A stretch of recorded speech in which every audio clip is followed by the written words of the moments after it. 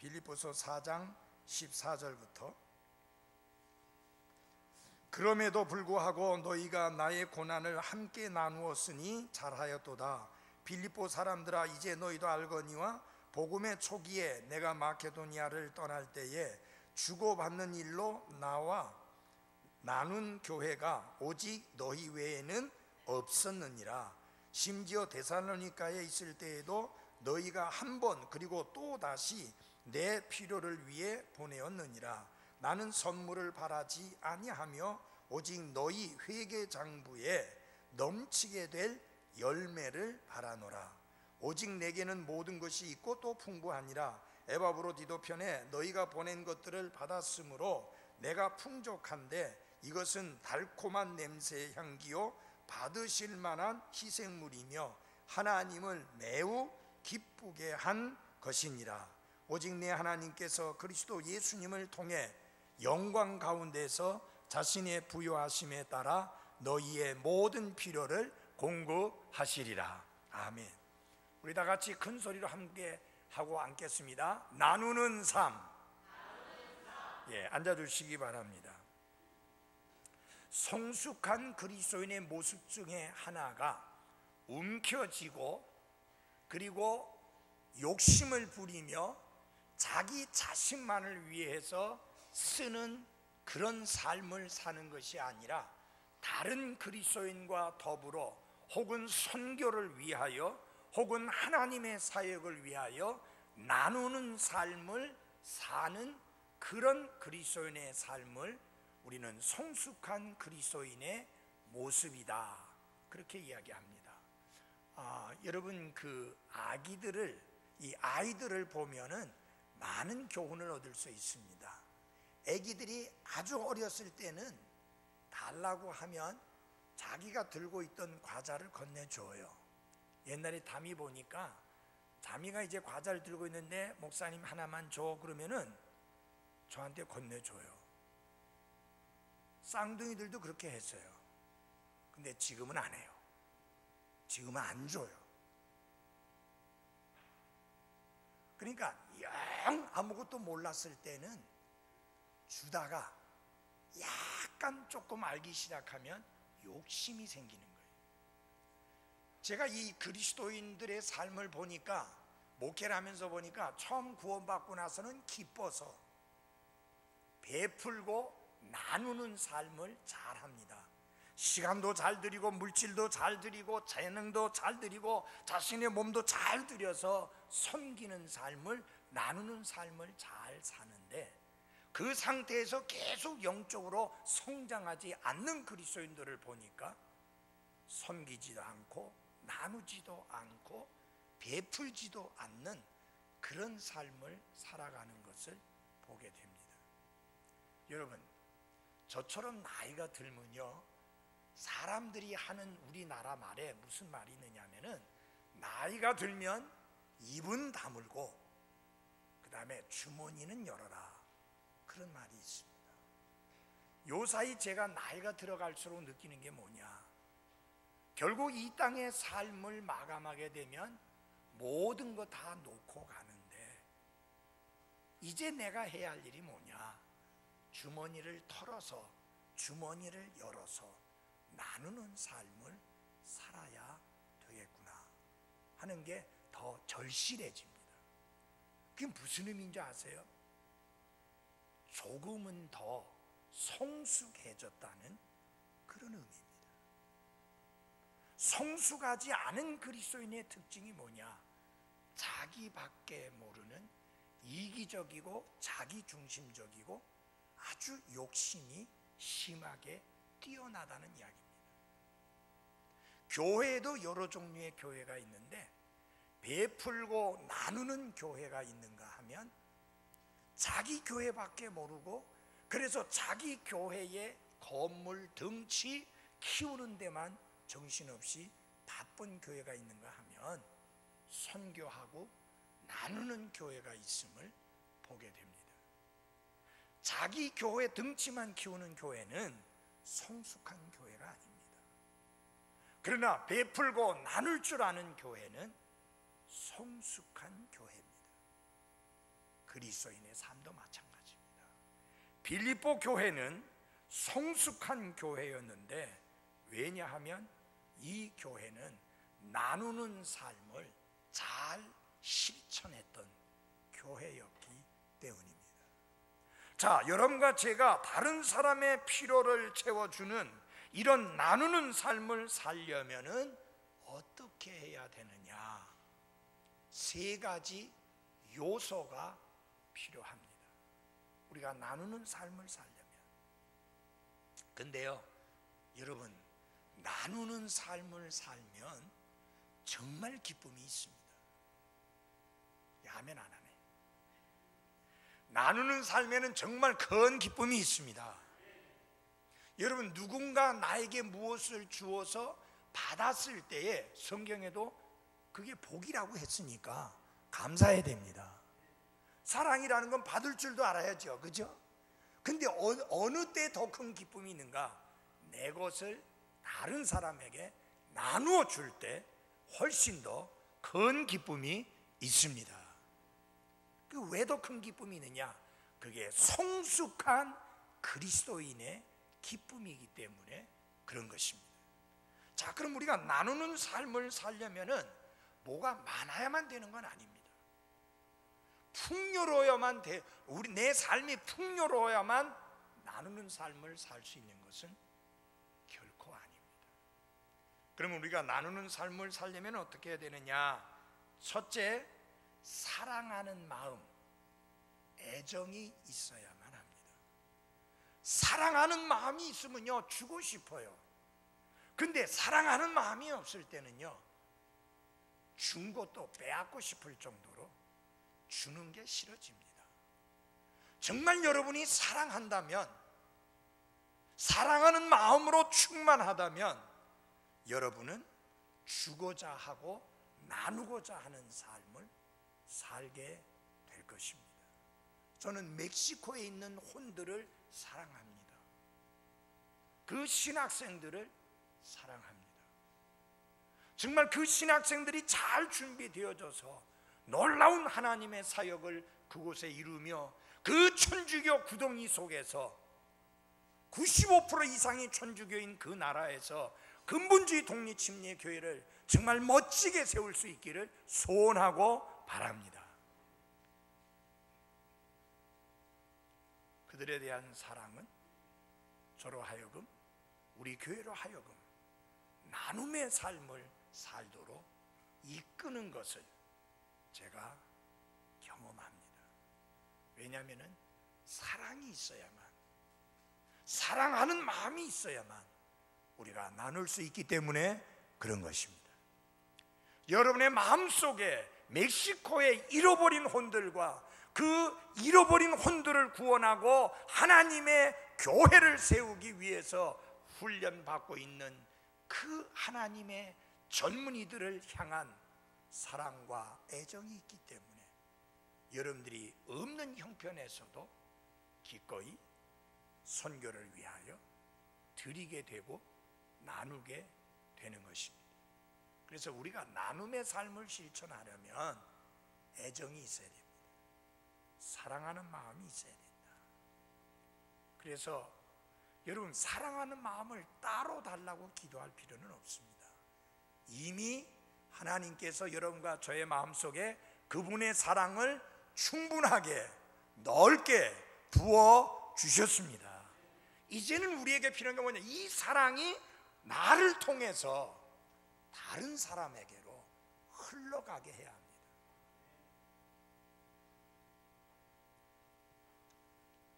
그래서 이제 우리가 해야 할 일은 뭐냐?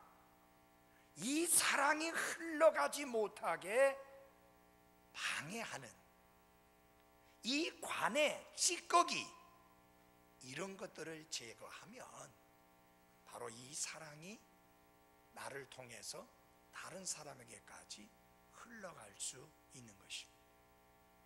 이 사랑이 흘러가지 못하게 찌꺼기처럼 끼어 있는 것이 무엇인지 각 사람마다 다릅니다. 근데 제가 볼 때 가장 큰 것 중에 하나가 뭐냐? 욕심이에요. 욕심 때문에 이게 찌꺼기가 돼가지고 잘 흘러가게 하지 못합니다. 여러분에게 물어보겠습니다. 여러분, 동맥경화라고 하는 게 뭐냐면은 혈관이 단단하게 굳어지고 거기에 돌출된 부분들이 많아가지고 피가 원활하게 잘 흘러가지 못하게 하고, 그러다가 결국 막히게 되면은 터지게 되고, 그러면은 죽을 수도 있고 아니면 불구자가 되는 거 아닙니까? 여러분, 우리 그리스도인의 삶도 마찬가지입니다. 하나님의 사랑이 나를 통해서 이게 잘 흘러갈 수 있도록 내가 열린 마음을 가지고 살아야지.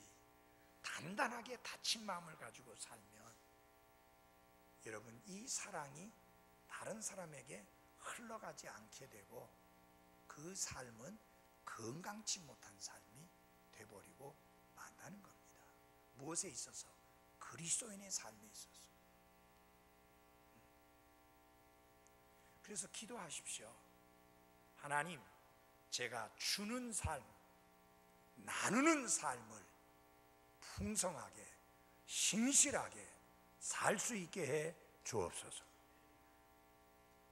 어저께 박칠성 목사님이 그 멕시코 감자라고 하는 거, 그걸 보내셨어요. 큰 박스를 보냈었어요.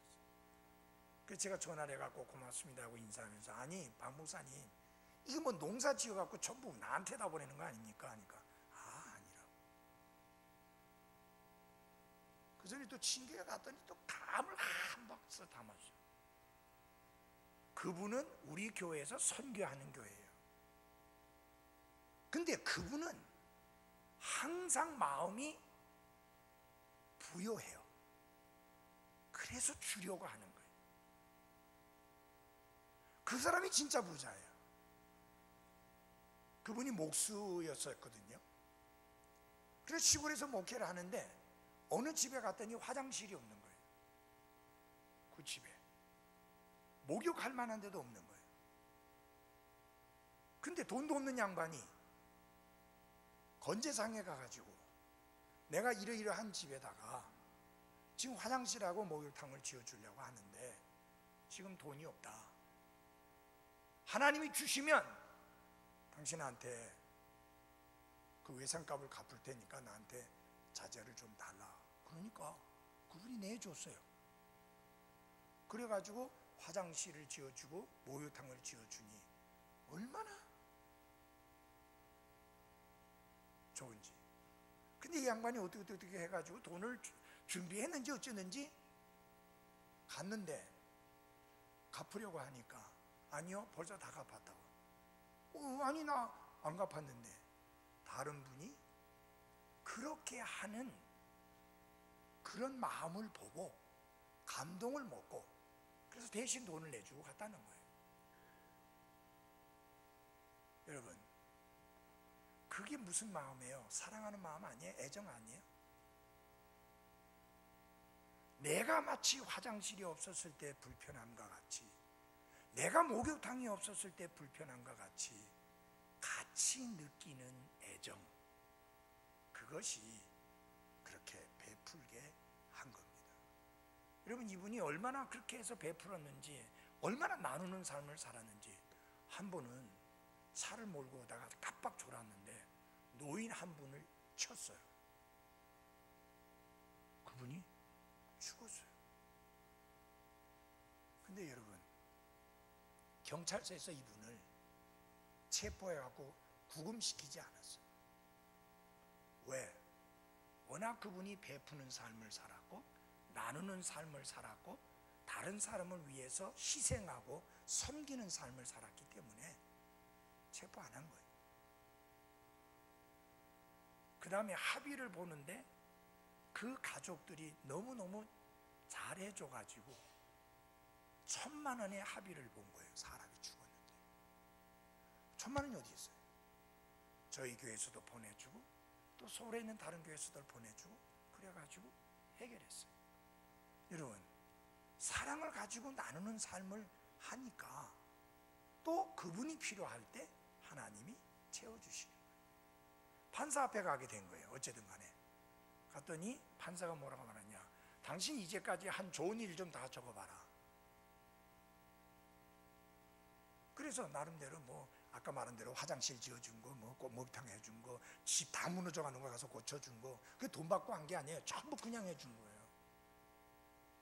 그리고 그걸 쫙 적어서 판사를 갖다 주니까 됐다고. 이제 벌금을 원래 매겨야 되는데 벌금을 안 매기고 됐다고 그냥 보내준 거예요. 여러분, 우리가 가만히 보면요, 내 시간을 들여서, 내 물질을 들여서, 내 몸을 들여서 누군가를 섬기고 누군가에게 베풀고 나누어 줄 때 그게 손해보는 것 같지만 절대 손해보는 게 아닙니다. 나중에 나한테 돌아올 때 훨씬 큰 것으로 돌아오게 되는 것입니다. 근데 이게요, 이게 중요한 게 있습니다. 사랑을 가지고 해야 합니다.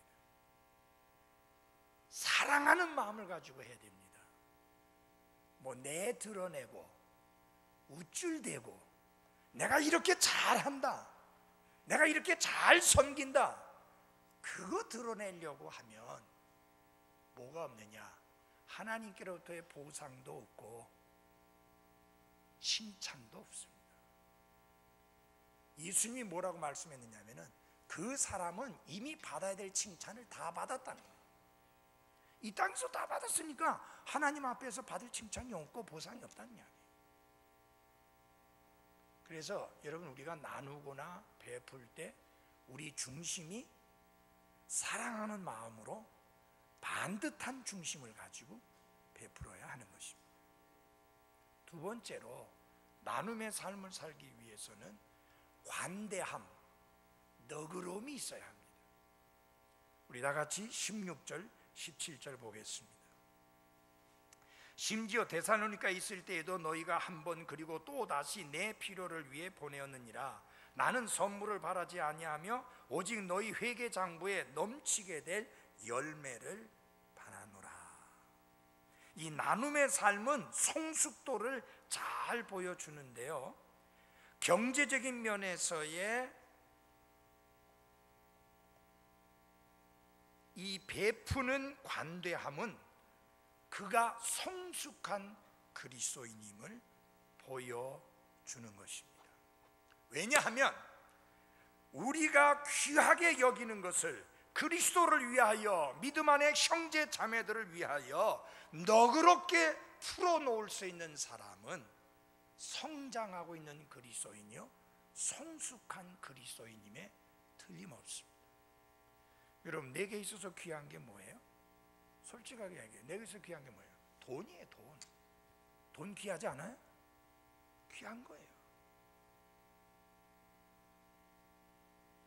여러분이 하나님 앞에 신실하게 11조를 드리고 그 외에 하나님의 사역을 위해서 다양하게 헌금을 한다고 하는 것은, 그건 여러분 무엇을 드리는 것을 말하는지 압니까? 단순히 돈을 드리는 게 아니에요.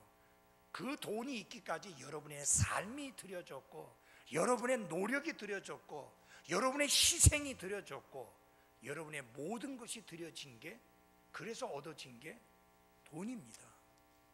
어디서 주신 것 아닙니다. 하늘에서 떨어진 것 아닙니다. 하나님이 주신 건강으로, 하나님이 주신 직장에서, 하나님이 주신 자영업으로 힘써 일해서 내 모든 것을 쏟아서 그래서 얻은 것이 돈입니다. 그게 물질입니다. 그러니 그것은 하찮은 것이 아니고 귀한 것입니다.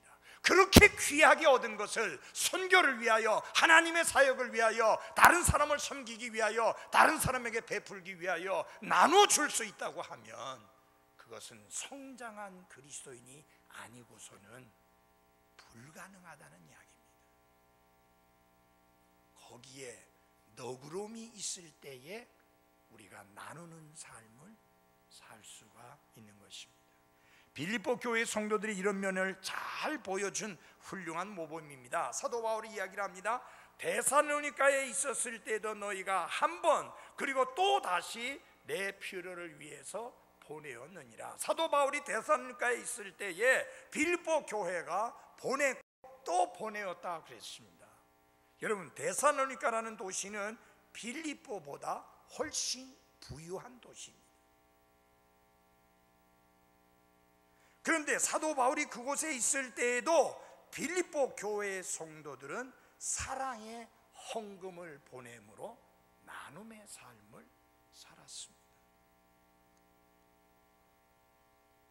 사랑하는 그리스도인 여러분, 우리가 많이 가지고 있기 때문에 나누는 삶, 베푸는 삶을 사는 건 아닙니다.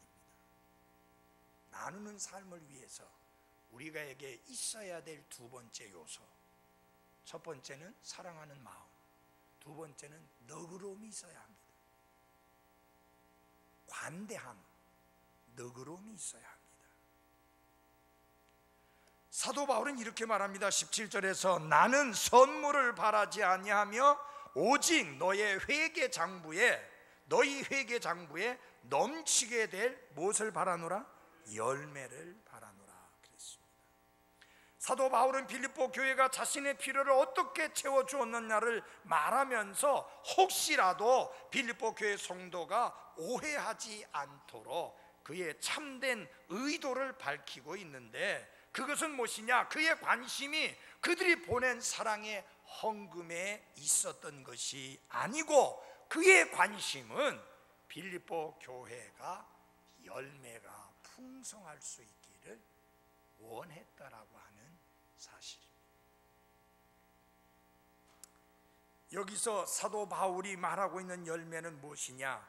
하나님으로부터 그들이 받게 될 보상을 의미하는 것입니다. 여기 이제 회개 장부에 넘치게 될 열매라고 그랬는데, 이런 잘 보십시오. 여러분이 회개 장부에 뭐가 많아야 돼요? 잔액이 많으면 그만큼 돈이 많다는 거 아니에요? 맞아요? 잔액이 없으면 그만큼 없다는 거 아니에요? 그래서 하나님 앞에 가서 계산을 치룰 때에 빌립보 교회의 성도들이, 빌립보 교회 그 그리스도인들이 장부에 많은 잔액이 있는 것처럼 하나님 앞에 섰을 때에 많은 보상을 받을 수 있는 그런 열매가 풍성하기를 바란다 라고 이야기합니다. 사도 바울은 빌립보 교회 성도들이 그들이 나누는 삶으로 인해서 마지막 날에 풍성한 보상을 받기를 원했고, 그것이 바로 사도 바울의 관심사였습니다. 그러므로 우리 그리스도인들은 돈에 관하여 분명히 알기 위해서 전적으로 새로운 생각과 마음을 가져야 합니다. 돈은 악한 것이 아닙니다. 돈이 악하다는 생각은 잘못된 생각이요, 미숙한 사람들의 생각입니다. 돈은 잘못 사용되어질 수 있는 것 사실이지만 돈 자체가 악한 것은 아닙니다. 무엇이 악한 것이냐? 돈을 사랑하는 것이 악한 것입니다. 그리고 하나님은 분명히 말씀했습니다. 돈을 사랑함이 모든 악의 뿌리이니 어떤 자들이 돈을 탐내다가 믿음에서 떠나 잘못하고 많은 고통으로 자기를 찔러 꿰뚫었도다. 돈이 문제가 아니고요, 돈을 사랑하는 게 문제입니다. 돈을 사랑하게 되면 어떤 결과가 나오느냐? 믿음에서 떠나서 잘못된다는 것입니다. 그래서 하나님께 드리는 것이 아까워지게 되고, 그래서 하나님께 마땅히 드려야 될 것도 자기 자신을 위해서 써버리고 마는 그런 잘못된 길로 빠지고 믿음에서 떠나게 된다고 하는 사실입니다. 그래서 교환의 매개체가 돈입니다. 여러분이 돈을 주고 필요한 물건을 삽니다. 그건 다른 거하고 바꾸는 매개체예요. 그렇죠?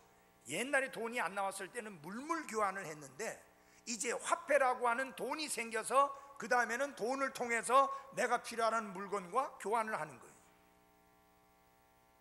이 돈을 어떻게 사용하느냐가 그 사용하는 사람의 영적인 성숙도와 정서적인 성숙도를 알 수 있는 척도가 된다 하는 것입니다.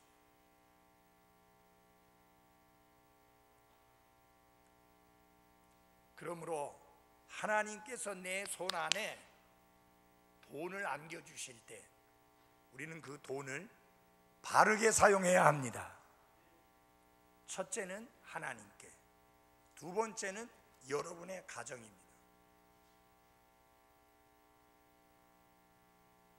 그 다음에 세 번째로는 사회에 환원하는 겁니다. 제일 중요한 건 먼저 하나님께. 그것은 무엇을 말하느냐 하면 이 모든 수입이, 이 모든 물질이, 이 모든 돈이 하나님이 주셔서 나에게 있게 하신, 그래서 근본적으로 본질적으로 이 돈의 주인은 하나님이십니다. 그것을 인정하는 그것이 제일 우선입니다. 저는 참 하나님께 감사하는 것 중에 하나가 이 헌금 기도를 인도하시는 분들마다 공통적으로 하는 기도가 있어요. 하나님의 것을 하나님께 되돌릴 수 있게 해주신 것을 감사합니다. 아무도 내 것을 하나님께 드리는데 하나님 잘 봐주십시오 그래 기도하는 분이 없습니다. 하나님의 것을 하나님께 되돌려드린다. 여러분, 우리는요 내 것을 하나님께 드리는 게 아니에요. 그러면 인색한 마음을 가질 수 있지만 하나님의 것을 하나님께 되돌려 드리는데 무슨 인색함을 가집니까? 여러분, 10분의 1을 11조는 하나님의 것이고 10분의 9는 내 거라고 생각하지 마십시오. 10분의 10 다가 하나님의 것입니다. 10분의 1을 드리면서 우리는 하나님 앞에 무엇을 고백하는가, 무엇을 증언하는가? 10분의 10 전체가 하나님께로부터 왔습니다라고 하는 우리의 믿음을 증언하고 고백하는 것입니다.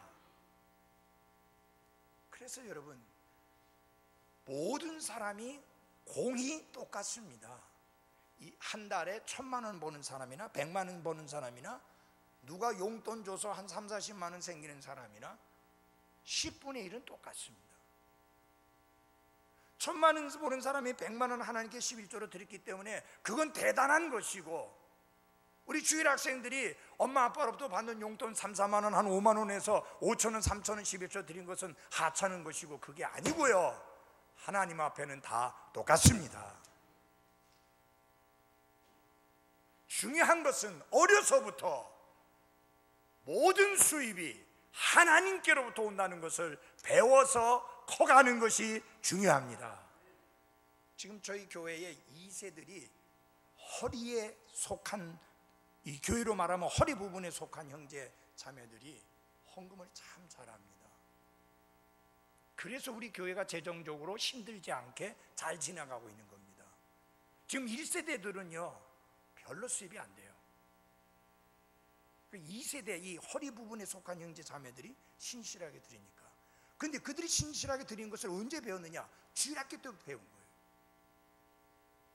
주일학교 때 300원, 400원, 500원을 11조로 드리고 3,000원, 4,000원을 11조로 드리던 그 아이들이 나중에 커서 하나님께서 한 달의 수입을 1,000만 원 혹은 800만 원, 500만 원 줄 때도 아낌없이 10분의 1을 하나님 앞에 드리는데 문제가 없는 거예요. 왜요? 그 전에 배웠잖아요. 그 전에 실천했잖아요.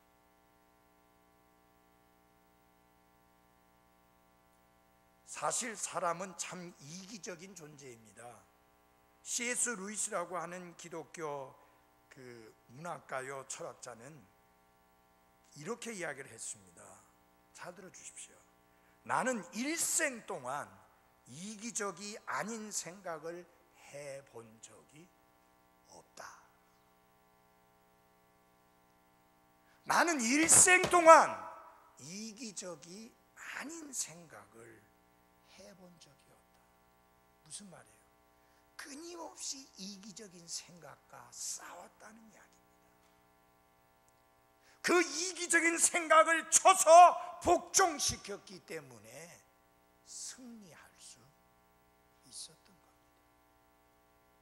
여러분, 이기적인 생각을 쳐서 복종시키려면 뭐가 필요합니까?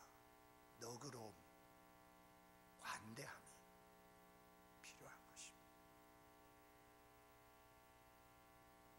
성령님의 도우심 가운데 정말 우리가 선교를 향하여, 주의 사역을 향하여, 형제 자매들의 필요를 위하여 너그러운 그런 마음의 소유자들이 될 수 있기를 바랍니다. 우리 삶에 있어서 돈의 필요성을 인정하는 것을 육신적인 생각이라고 그렇게 말해서는 안 됩니다. 당연히 우리의 삶에 돈의 필요성은 인정해야죠. 그러나 돈에 대한 욕심을 가져서는 안 되고, 돈이 우리의 주인이 되게 해서는 안 됩니다. 여러분, 이 돈이 우리의 종이 될 때는 훌륭한 종 하인이 되는데, 돈이 우리의 주인이 될 때는 사악하고 무서운 주인이 되어버리고 맙니다. 사랑하는 그리스도인 여러분, 하나님의 왕국과 그리스도를 위하여 하늘에 많은 것을 쌓아두는 나와 여러분이 되기를 바랍니다. 재미있는 이야기가 있잖아요. 베드로, 이제 한 그리스도인이 죽어서 하늘나라에 갔습니다. 이제 베드로가 이렇게 안내를 해서 이렇게 쭉 집을 보여주는데 정말 대단한 집이 보이는 거예요. 그래서 저 집이 내 집인가 보다라고 생각을 했는데, 저게 제가 있을 곳입니까? 하니까 아니다. 그거는 당신 집에서 그 일하던 파출부, 가정부 그 사람의 집이다. 그러니까 자기가 생각할 때 가정부 출신이 저 정도라면 나는 얼마나 대단한 집이겠냐 생각을 하고 그 다음 집에 갔더니 그건 더 대단한 거예요. 틀림없이 저거는 내가 있을 곳이다 생각했더니 이게 제가 있을 곳입니까? 하니까 아니다. 그거는 네 집에서 일하던 정원사, 나무 가꾸던 그 사람이 있을 곳이다. 그러다가 이제 데리고 가서 이 물가 곁에 오두막집이 하나 있는데 그 앞으로 데려가 가지고 이게 네 집이다 그렇게 했어요. 아니, 그럴 수가 있습니까? 내 정원사, 내 집에 파출부로 일하던 사람보다 내가 얼마나 대단한 사람인데 어째서 이거밖에 안 됩니까? 여기는 네가 이 땅에 있는 동안에 보낸 재료로 지은 거니까 불평할 것도 없고 원망할 것도 없다. 그 이제 뭐 하나의 그냥 꾸며낸 이야기처럼 한 거지만 교훈적인 내용이 있습니다. 우리는 하늘나라에 아무것도 못 가져갑니다. 맞아요? 그렇게 믿어요? 여러분, 죽을 때 금 챙기려고 난리치지 마십시오. 그거는 하늘나라의 도로 포장재입니다. 황금길이 깔려있는데 그 도로 포장하는 데 쓰는 건데 그거 뭐 하려고 들고 가려고요? 갈 때 우리는 아무것도 가져가지 못합니다. 근데 우리는 보낼 수는 있습니다. 우리는 위에 하늘나라에 보물을 쌓아두는 그런 그리스도인의 삶을 살아야 합니다. 우리가 어떻게 나누는 삶을 살 수 있다고요? 사랑하는 마음이 있어야 되고, 두 번째로는 너그러움이 있어야 됩니다. 세 번째로는 희생적인 마음이 있어야 합니다. 우리와 같이 4장 18절을 봐주시기 바랍니다. 오직 내게는 모든 것이 있고 또 풍부하니라. 에바브로디도 편에 너희가 보낸 것들을 받았으므로 내가 풍족한데 이것은 달콤한 냄새의 향기요 받으실 만한 희생물이며 하나님을 매우 기쁘게 한 것이니라. 사도 바울은 빌립보 교회가 얼마나 희생적으로 나눔의 삶을 살았는지, 그리고 그런 삶이 다른 교회에게 얼마나 좋은 본보기가 되었는지를 잘 말하고 있습니다. 그래서 이렇게 이야기합니다. 또한 형제들아, 마케도니아 교회들의 베푸신 하나님의 은혜를 우리가 너희에게 알리노니. 고린도 교회에게 그런 이야기를 합니다. 고린도 교회 편지를 하면서 뭐라고 말하냐면, 고린도 교회 성도들이여, 여러분들이 본받아야 할 아름다운 교회의 모본을 소개합니다 하면서 마케도니아 교회를 이야기하는데, 이런 마케도니아 교회라고 할 때 무엇을 생각이 되느냐면, 마케도니아라고 하는 큰 지역에서 중심 역할을 하는 수도와 같은 도시가 어디냐면 빌립보예요. 그러니까 마케도니아 교회들이라고 하는 이 표현을 썼을 때 대표적으로 어떤 교회를 지적하는 것이냐면은 빌립보 교회를 지적하는 것입니다. 그래서 예루살렘 교회에 기근이 들어서 많은 사람이 굶고 있다는 소식을 들었을 때 제일 민감하게 반응을 보였던 교회가 빌립보 교회를 포함한 마케도니아 지역의 교회들이었습니다. 근데 마케도니아 지역의 교회들이 어떤 형편에 있었느냐?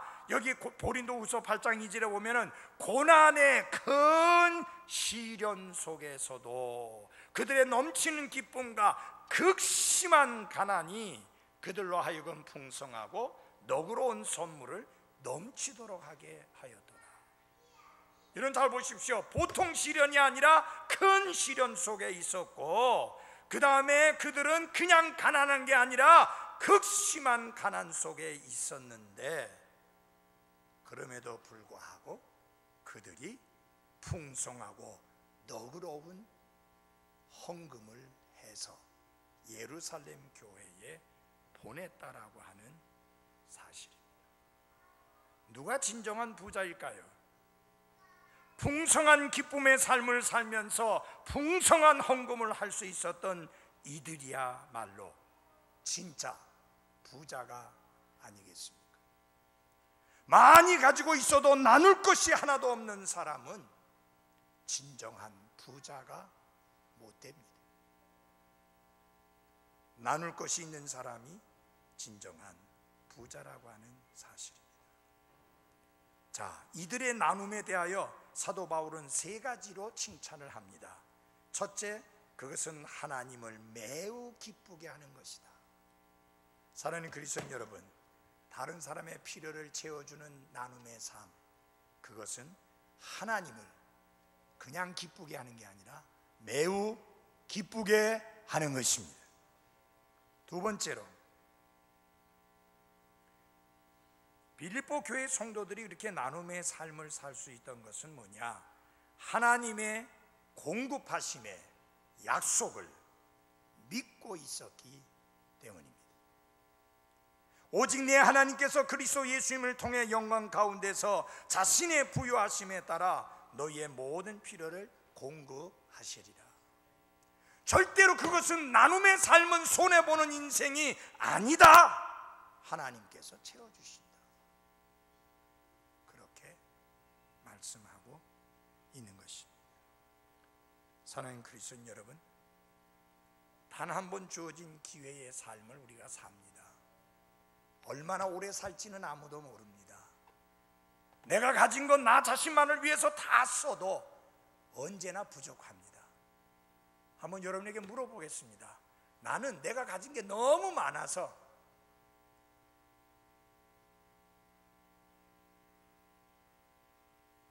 전혀 부족함이 없다, 그런 분 저희 교회는 없어요. 어느 구석에 모자라도 모자라고 부족해요. 어차피 그런 인생이에요. 그렇다면 우리가 나눔의 삶을 실천하면서 성숙한 그리스도의 모습을 보이다가 하늘나라의 많은 보상을 받는 그런 놀라운 삶으로 살아가야 되지 않겠습니까? 나눔의 삶의 실천, 그것을 위해서는 첫째, 사랑하는 마음이 있어야 됩니다. 둘째, 너그러움이 있어야 됩니다. 셋째, 희생하는 마음이 있어야 합니다. 내가 내 거 다 쓰면서 절대로 나누는 삶을 살 수가 없습니다. 나를 희생할 때 우리는 나눔의 삶을 실천할 수 있는 것입니다. 여러분, 정말 가치 있고 보람 있는 삶이 나누는 삶이지 움켜쥐는 삶이 아니라는 것을 깨닫기를 바랍니다. 제가 목회하면서 여러 사람의 삶을 이렇게 지켜보면요, 그냥 움켜쥐고 아까워하는데 엉뚱한데 푹 터져가지고 이리 날아가고 저리 날아가고 자기도 못 쓰고 그런가 하면 정말 없는 중에 나누는 삶이, 그 삶을 살면서 행복하게 기쁘게 즐겁게 살아가는 또 그런 사람들이 있습니다.